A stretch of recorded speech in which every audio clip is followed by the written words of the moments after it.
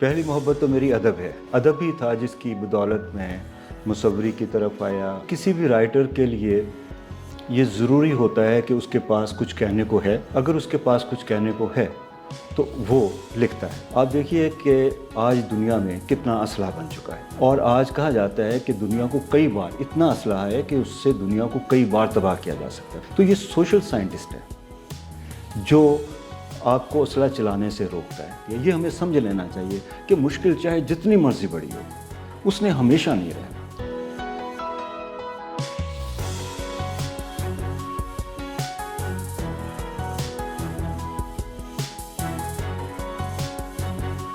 السلام علیکم ناظرین، شیئرنگ آف پروفیشنل وزڈم کے ساتھ میں ہوں آپ کا میزبان علی رحمان خالد. ناظرین، جیسا کہ آپ جانتے ہیں ہم ہمیشہ ہی ایسا انٹرویو اور ایسے مہمان آپ کے سامنے لے کے آتے ہیں جن کی زندگی سے ہمیں بہت کچھ سیکھنے کو ملتا ہے. آج جو مہمان ہمارے ساتھ موجود ہیں وہ بہت ہی قابل احترام ہیں. وہ انجمن ترقی پسند مصنفین کے صدر بھی رہ چکے ہیں.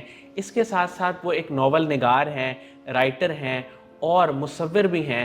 بہت سارے کتابوں کے جو سرور ہوتے ہیں وہ یہ ڈیزائن کر چکے ہیں، بنا چکے ہیں.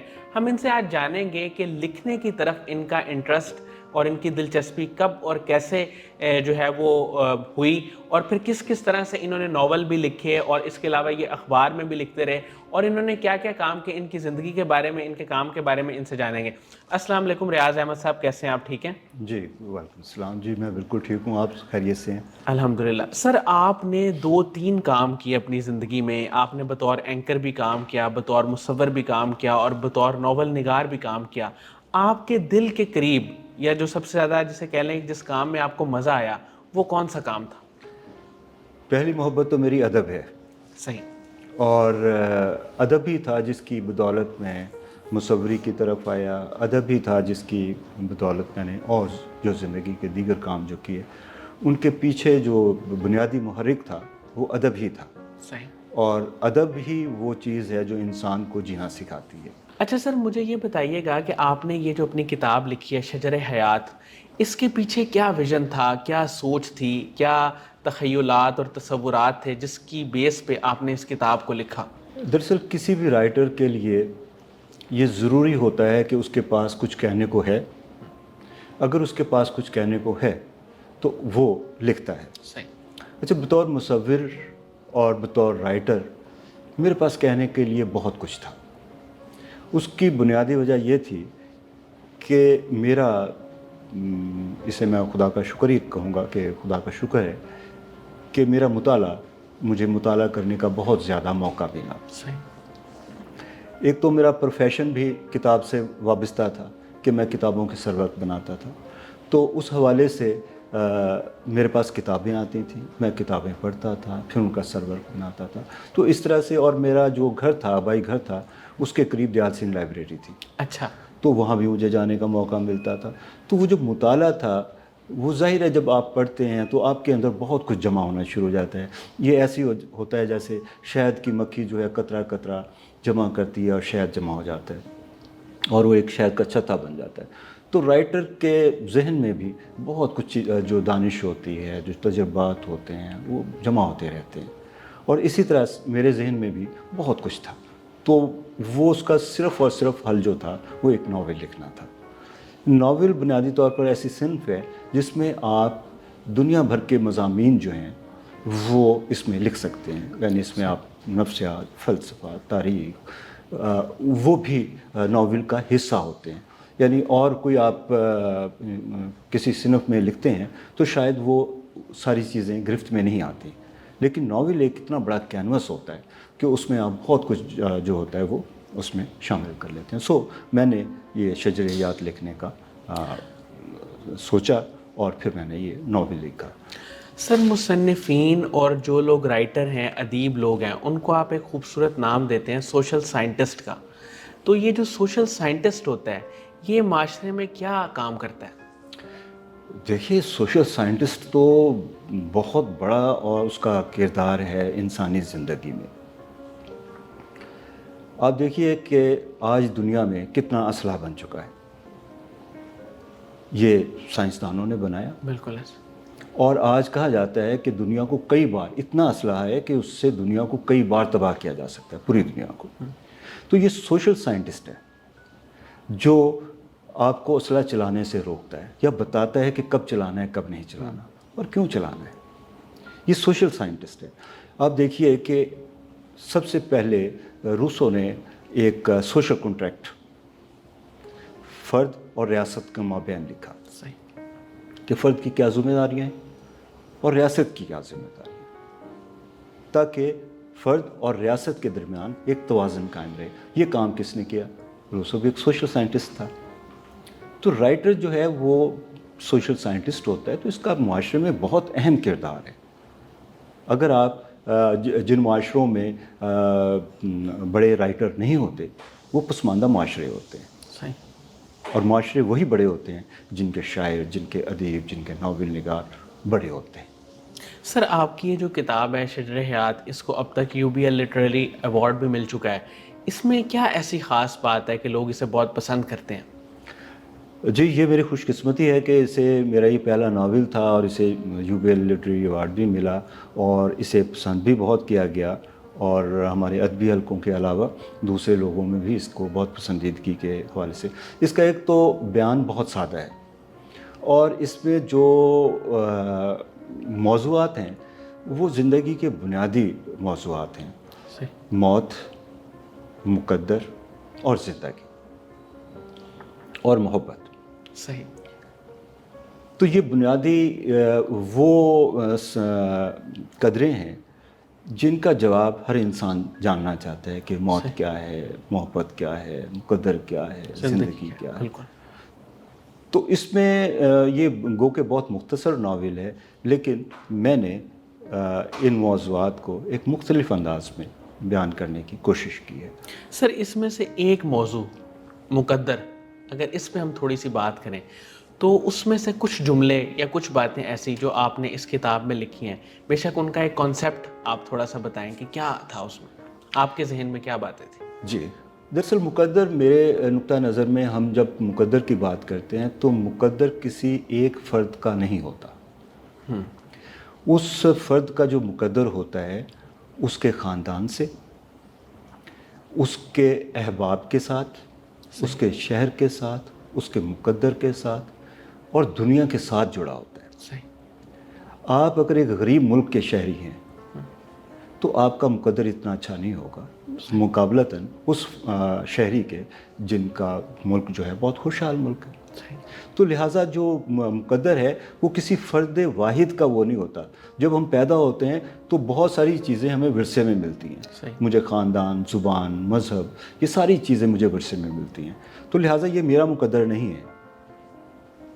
مقدر تو وہ جو ہے وہ یعنی ہم کسی بھی چیز کو علیحدہ کر کے نہیں سمجھ سکتے. چیزیں جڑی ہوتی ہیں.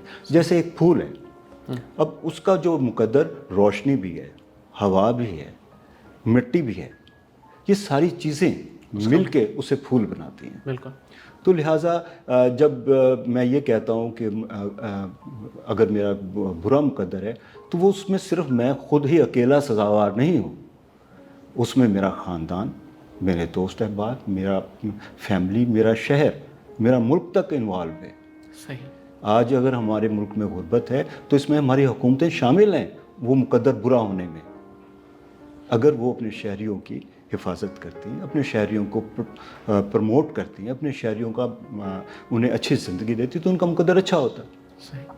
اب صرف اس چیز پر ہمیں افسوس کا اظہار نہیں کرنا چاہیے کہ میرا مقدر خراب ہے. میرا مقدر خراب ہونے کی بہت ساری سیاسی، سماجی اور معاشی وجوہات ہیں. ہم اس کو انفرادی تناظر میں دیکھتے ہیں لیکن وہ اجتماعی تناظر میں ہوتا ہے. جی، جب ہم اسے انفرادی میں دیکھتے ہیں تو ہمیں مایوسی ہوتی ہے، لیکن اگر ہم اسے اجتماعی میں دیکھیں گے تو ہمیں حوصلہ بڑھے گا اور ہم اجتماعی طور پر کوشش کریں گے کہ ہم ان چیزوں کو تبدیل کریں جن سے ہمارا مقدر خراب ہوتا ہے. سر آپ کی زندگی میں کوئی ایسا وقت جب آپ کو لگا ہو کہ یہ وقت بڑا مشکل ہے، یا کبھی زندگی میں کوئی چیلنج آتا ہو جو کہ ہر انسان کی زندگی میں آتے ہیں، تو آپ اپنے آپ کو کیسے ہمت دیتے ہیں؟ میں یہ سوال اس لیے پوچھ رہا ہوں سر آپ سے کیونکہ آپ چیزوں پہ بڑی دقیق نگاہ بھی رکھتے ہیں اور آپ کا تجربہ بھی ہے اور آپ سمجھتے بھی ہیں اور سمجھا بھی سکتے ہیں. تو ہماری یوتھ جو آج اس انٹرویو کو سن رہی ہے، میں چاہتا ہوں کہ مشکل وقت میں آپ کیا کہیں گے کہ مشکل وقت سے کیسے نکلا جائے؟ لیکن زندگی تو نشیب و فراز کا نام ہے. بالکل. دنیا کا کوئی انسان ایسا نہیں ہوگا جس کی زندگی میں مشکلات نہ آئیں. لیکن یہاں حوصلے کی بات یہ ہوتی ہے کہ وہ مشکل ہمیشہ نہیں رہنی ہوتی، وہ ایک مختصر وقت کے لیے ہوتی ہے. یہ ہمیں سمجھ لینا چاہیے کہ مشکل چاہے جتنی مرضی بڑی ہو، اس نے ہمیشہ نہیں رہنا. وہ ایک محدود مدت کے لیے ہے. تو اس وقت یہ ہے کہ ہم نے ڈرائیو کرنا ہے، یا تو مصیبت کو یا مشکل کو اپنے اوپر سوار کر لیں، یا ہم اس کا کوئی حل یا سلوشن نکالیں. صحیح. تو مجھے جب بھی کبھی مشکل ہوئی تو میرا ایک تو یہ یقین میرے ساتھ ہوتا تھا کہ اس مشکل نے کبھی رہنا نہیں ہے. صحیح. یہ ایک مختصر مدت تک ہے. اور پھر اس مشکل کو ختم کرنے کے لیے میں چھوٹے چھوٹے گول بناتا ہوں کہ اس مشکل سے کیسے کیسے نکلا جاتا ہے. سپوز میرے سر پر 40 کلو وزن ہے، تو میں ایک دم 40 کلو نہیں اتار سکتا. تو مجھے چاہیے کہ 5 kg اس میں سے اتار دوں. یہ تو میں آسانی سے اتار کے نیچے رکھ دوں گا. صحیح.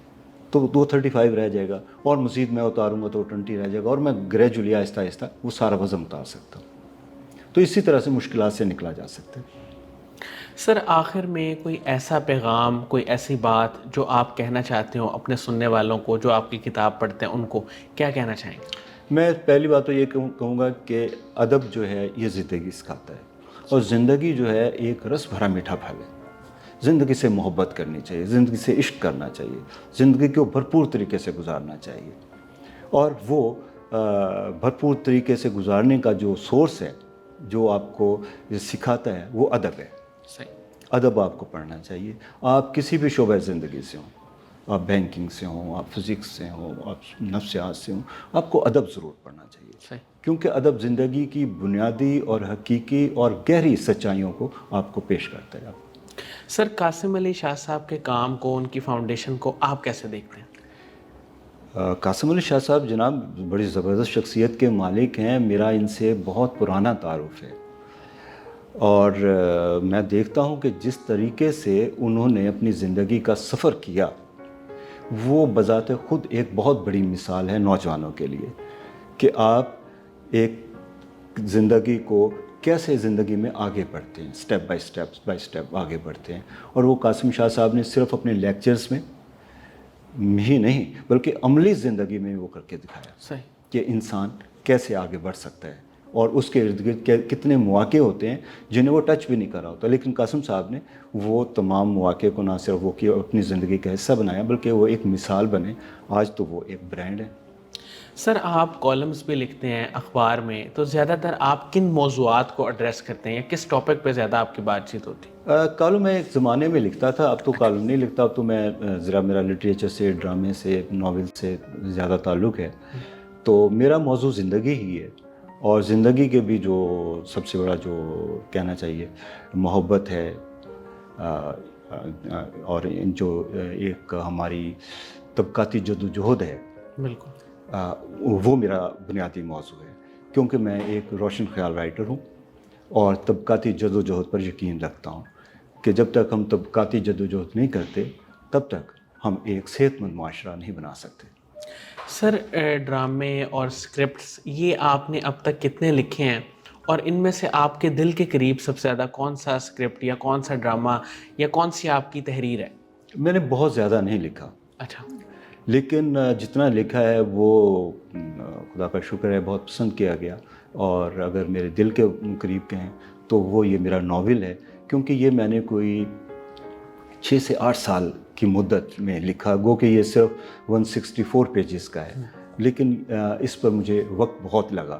یعنی میں نے اس کی ایک ایک لائن جو ہے وہ بہت سوچ سمجھ کے، شعور اور ذمہ داری کے ساتھ لکھی ہے. بہت بہت شکریہ ریاض احمد صاحب آپ کی تشریف آوری کا. میں دل سے آپ کا شکر گزار بھی ہوں، اور آپ کی اس کتاب کو بھی ہم پڑھیں گے. ناظرین، مجھے امید ہے کہ جو لوگ ان کی گفتگو سننا چاہتے تھے، اس انٹرویو کو دیکھنا چاہتے تھے، ان کو بہت کچھ سیکھنے کو ملا ہوگا.